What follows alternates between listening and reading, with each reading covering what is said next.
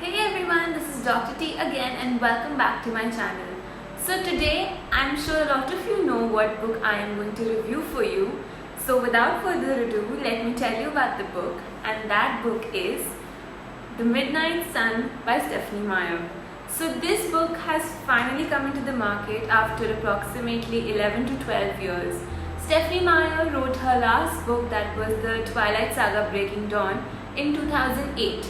After that, she did try writing a book from Edward's point of view. However, a lot of pages and chapters from that book got leaked online, which infuriated Stephenie Meyer, of course. So she vowed that she will not be writing any book like this in the future, and if her fans do force her to do so, she is going to kill all the characters, which will not be consistent with the book. However, 2020 had one silver lining, and that was this book. So let me get into the review of it. And before I do that, let me first tell you how the video is going to go. So this video would be just about the review of the book as to what happens and how Edward perceives himself and how Edward perceives the people around him, especially Bella. So this is going to be just a pure, simple review. The next video that I'm going to launch for you is going to have the good, the bad and the ugly of Stephenie Meyer's Midnight Sun. So that will be a separate video. So for this video, keep watching. I will be reviewing Stephenie Meyer's Midnight Sun from top to bottom for you. So starting with the review of The Midnight Sun. This book has had a lot of buzz around it as soon as Stephenie Meyer announced the launch. Midnight Sun is one book that Twihards, that are the Twilight fans, have been waiting to get their hands on for what seems like decades. The unique feature of this book is that it has Edward's point of view to the whole story. If you have watched the Twilight Saga series or you have read the book, you know exactly what I'm talking about. For those of you who are new to this, I would definitely say that you read the Twilight series first and then come to this book. This book has a lot of dialogues and a lot of stories which are recapped from the first book. So if you have an idea of that, this would be very easy for you to read. Alright, so now coming to the main review. The review of this book, I have decided to tell you the story in the form of a bunch of pages. So let's come to the first 50 pages. In the first 50 pages, we find Edward sitting in the high school, that is Folks High School, and he is in absolute purgatory. That is how he describes it in the book. He's just waiting in this endless life to get over with the school that he's attending because he has been through this quorum for a very long time now. However, the twist comes when by the 10th or the 15th page, Bella enters the scene. All of you who know Twilight or who have watched it, you know how addictive the scent of Bella and her blood is for Edward. This is the first encounter through Edward's mind as to what Bella's fragrance and what Bella's blood means for him. He's overpowered by the smell so much so that he is actually planning how to murder the people in his class. Yes, you heard me right. Edward, in these pages, was planning and plotting as to how he would kill everybody around him. It would be a bloodbath and a murder scene, and then in the end he would get to Bella and sink his teeth in her. In the first 50 pages, we see the internal purgatory and the internal monster that Edward refers himself to as. In the next 50 pages, there is a polarized view of Edward that we find. That view is that he is trying to be a saint. So in these first 100 chapters, we find that Edward is very family oriented. He cannot disappoint his father, who is Carlisle, and his mother, that is Esme.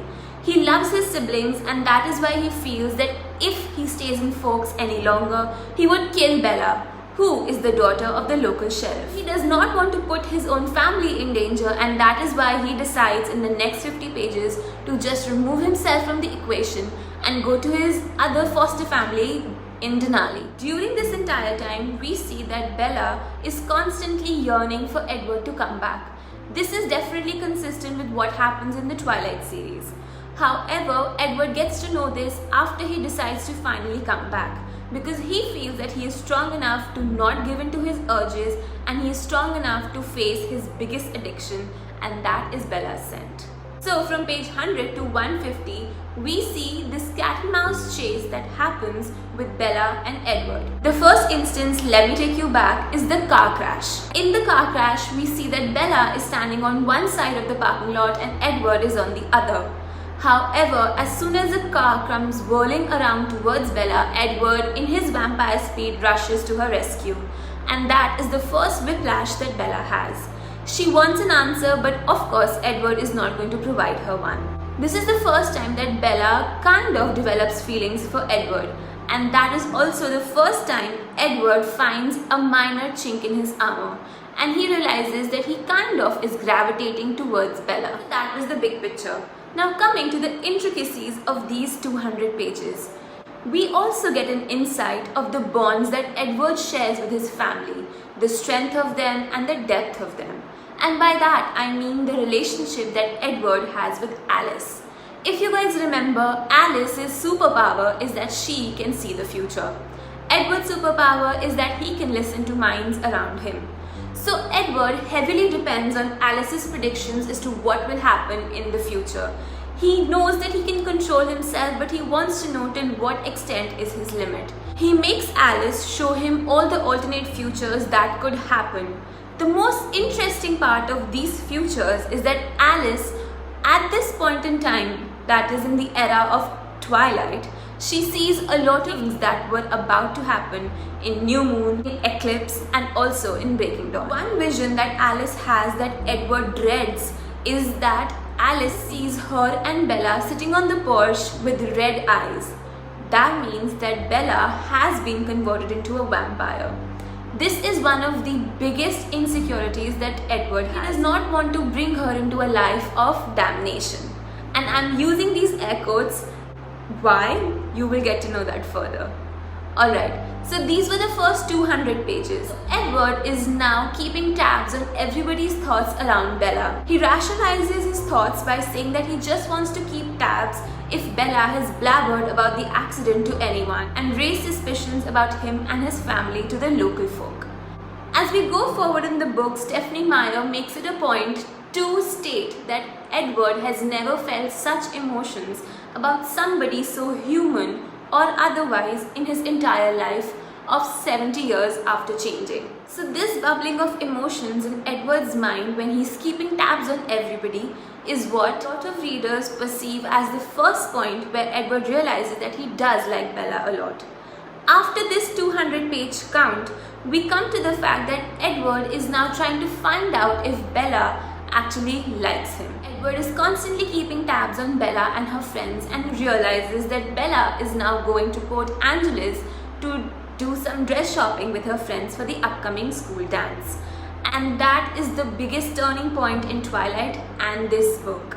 Port Angeles is the point where Bella finds the book and reads it and realizes that Edward is actually a vampire. And that is when she confronts him.